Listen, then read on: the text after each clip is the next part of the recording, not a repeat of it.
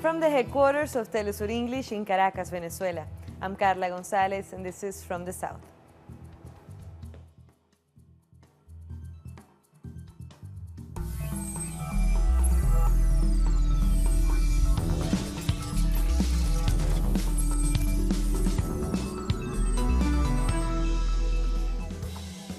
"86 Venezuelan citizens are said to be arriving in a matter of minutes at the Simón Bolívar International Airport in Caracas. They are being repatriated from Argentina.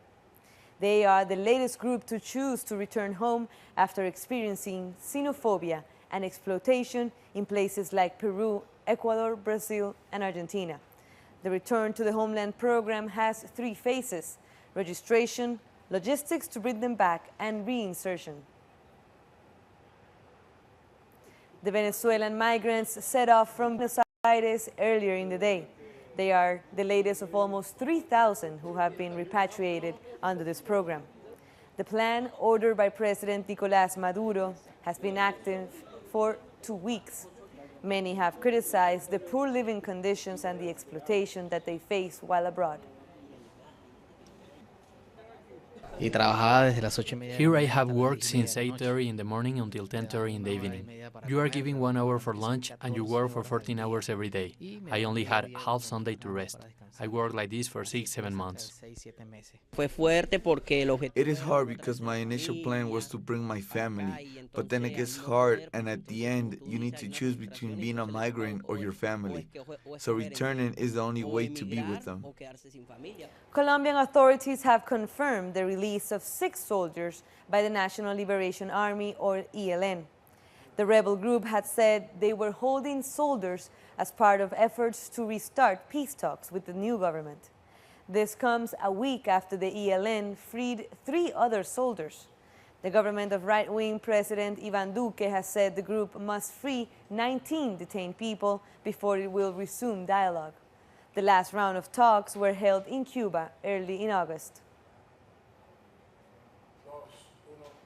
President Iván Duque spoke about the recent release. I am delighted that there are people who are returning home today after suffering the tragedy of kidnapping. And I say before the court of public opinion, if there is a genuine will for peace, the government will be there, but a genuine will for peace begins with the release of those abducted who are still deprived of their freedom. This group must tell us precisely what is the condition of these people and when they will return to their homes. Duque also claims that he will honor the peace agreements signed with the FARC, but he won't tolerate anyone trying to take advantage of the situation. In relation to the agreements signed at the Colón Theater and their implementation, I have said that we will honor to our commitment so that those who have entered into a process of demobilization, disarmament and reintegration can do successfully, beginning a life of respect and peace. But the National Liberation Army also commented on the releases. We are that small, underestimated problem which has grown and proven itself to be alive and standing, and with some real changes, eager for a different and better society. Our action is part of a campaign to make visible and denounce the persecution and suffering that the Colombian state and its military and paramilitary forces are inflicting on lower and Labor unions and social groups in Argentina are continuing their protest against the austerity measures of President Mauricio Macri. Thousands of people have blocked the main avenues of Buenos Aires. Protesters are angry about budget cuts in public services, which are severely affecting low-income Argentines. The inflation has risen to 31% and it's still climbing. People have to pay more for transportation and electricity as public utility subsidies have also been slashed. It's an uncertainty to know day in, day out how you are going to get by because it's getting worse. Every day you find yourself with worse things. Then you ask yourself, how can I feed my children today? What can I feed them tomorrow? If it continues like this, the truth is we are worse off every day. The Workers' Party in Brazil has a new presidential candidate, less than a month to the presidential election. The Workers' Party handed over the presidential candidacy to Fernando Haddad. He will replace former President Luis Inácio Lula da Silva in the electoral race. Hundreds of people gathered in Curitiba to support Haddad and to protest the decision of the judiciary not to allow Lula run. Haddad will continue Lula's project. He will build a better country for all of us, a country with public policies that takes into account the black community in universities, that brings back the housing project. He will promote policies to take care of us, different from the government of Michel Temer.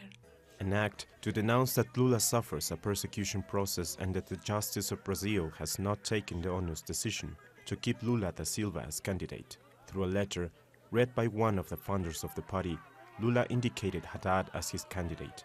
No suppressor can be bigger than the people.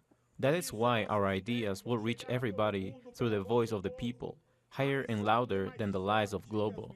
That is, I want to ask all of you that would vote for me, vote for Fernando Haddad for President of the Republic. Fernando Haddad has reaffirmed Lula's innocence and called the PT and its militants win October's election.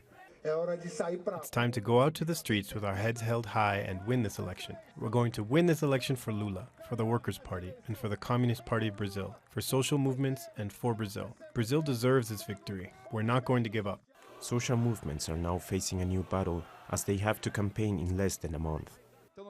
We are facing a historical moment and people know it. We work and fight for Brazil and connect our people to Latin America. Haddad represents Lula, represents social movements, represents union movements. We are going to support this campaign. There is time to lose. We are going to vote for Haddad. Fernando Haddad is now expected to build a popular project that gives power to the people. As Lula said, now the new presidential candidate will have to represent him and represent all Brazilians. And some new developments over the last few hours in Costa Rica, as the police have broken into the National University to disperse the students that were taking part in an indefinite general strike. The students and workers want changes to a tax reform, but the government is refusing to negotiate. Earlier, our correspondent in San Jose, Fernando Francia, sent this report on the third day of the strike.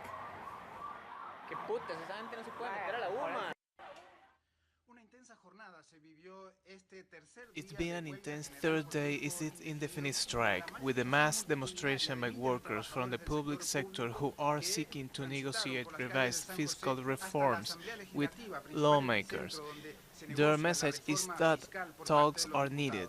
However, the government says that there will be no talks until the strike is called off. So far, there is an agreement between the two sides, so the protest will continue for an indefinite period. Coming up, more stories. We'll be back.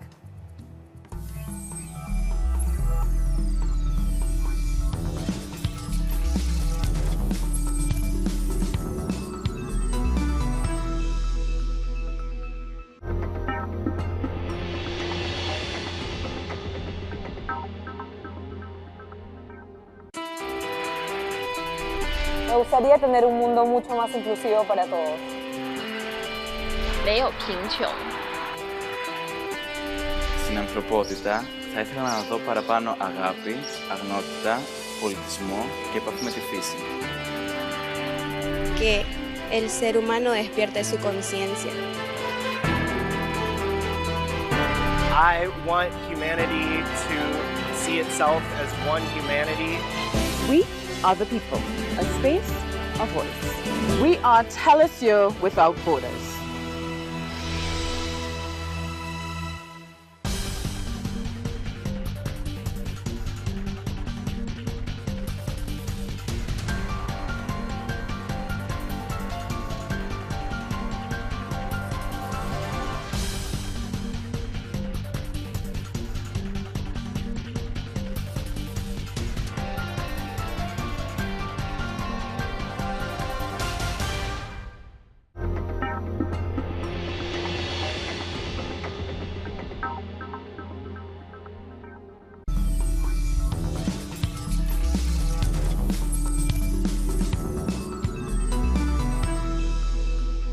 Welcome back.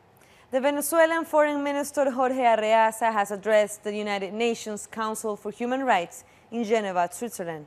Our correspondent Eduardo Marin was there.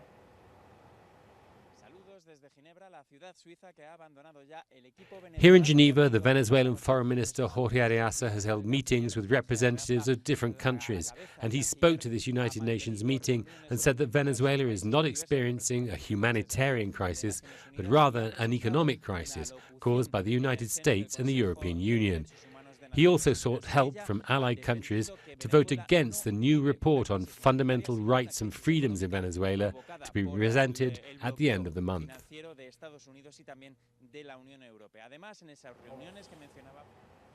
Dozens of Palestinians have been demonstrating against the planned demolition of a village in the West Bank.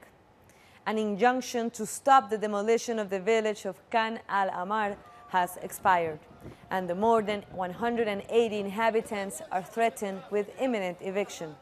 The Israeli Supreme Court proposed moving the families to a site 9 kilometers away, but most of the families refused. Of any procedures and any steps of the occupation of Khan al-Ahmar can be done by the Palestinian will, which enables them to face the Israeli machines and prevent the demolition. We are staying on the land of our ancestors and we will not leave this place. All these lands are property of the Palestinian people and we will continue on the national struggle until freedom and independence. The United Nations has described the situation in the Gaza border as catastrophic after 11 years of economic siege. It also warns that Washington's decision to stop assistance to Palestinian refugees would create more misery. If we compare to developing countries, we realize that we are creating in Palestine, and particularly in Gaza, conditions similar to those in lesser developed countries. It's like what is happening in Somalia, where there is a lack of access to safe water. So, in a sense, we are economically isolating Gaza. This will prove extremely challenging to Palestine's development. It is the responsibility of Israel and the responsibility of the international community to promote development in the occupied Palestinian territory. It's actually called for by the international law. South Sudan's president has signed a peace deal with the rebel leader. He signed an agreement with the SPL-MIO rebel group, ending a 5-year civil war. The conflict has killed at least 50,000 people, mostly civilians, and displaced about 2 million others. A previous peace deal made in 2015 fell apart 1 year later after fighting broke out between the government and the rebel groups. People in Ghana have been paying their respects to the former UN Secretary General Kofi Annan. The ceremony took place at the International Conference Center in Accra, ahead of Annan's state funeral on Thursday. Among the guests was his wife, Nane. After the ceremony, members of the public shared their fond memories of Annan. He inspires a lot. That's why it motivates me to do a pen portrait so that it could honor him. I worked with him for just 6 months and he went back to Geneva. He's a good man, he has principles, he's a brave and courageous man. All I wish is may his soul rest in peace. Yeah. We the youth also need to emulate that, also live, continue the legacy or continue where he stopped from.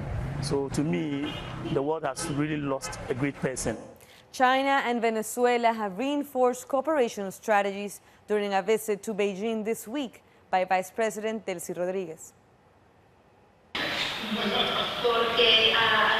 China and Venezuela have furthered their commitment on economic development, seeking mutual benefit and the creation of new markets. This allows the consolidation of ongoing projects in Venezuela and the creation of new projects under the orders of President Maduro. Our cooperation with China will pave the way for the Venezuelan people.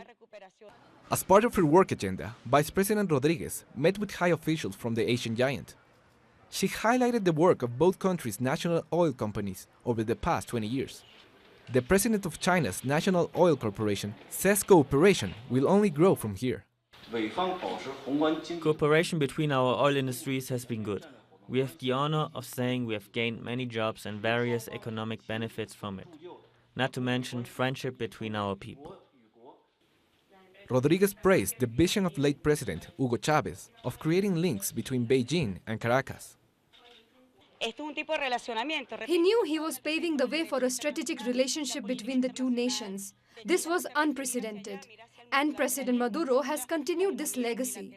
Our nations continue to consolidate our relationship for a better future. Cooperation is being pushed through various meetings being held during the Vice President's visit. On Wednesday, she is set to meet with her counterpart, as well as the directors of the China's Development Bank.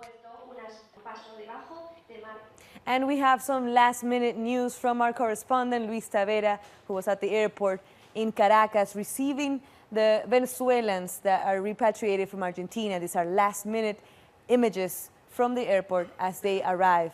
Some of them have reported xenophobia and rejection from their countries.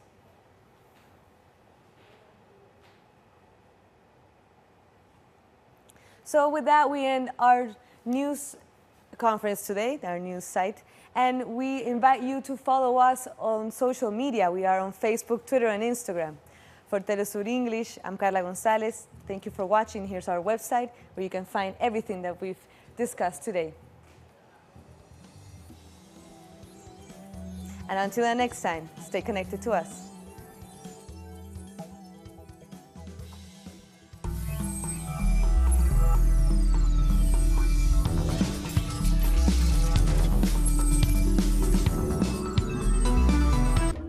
An occasion to enjoy the cultural diversity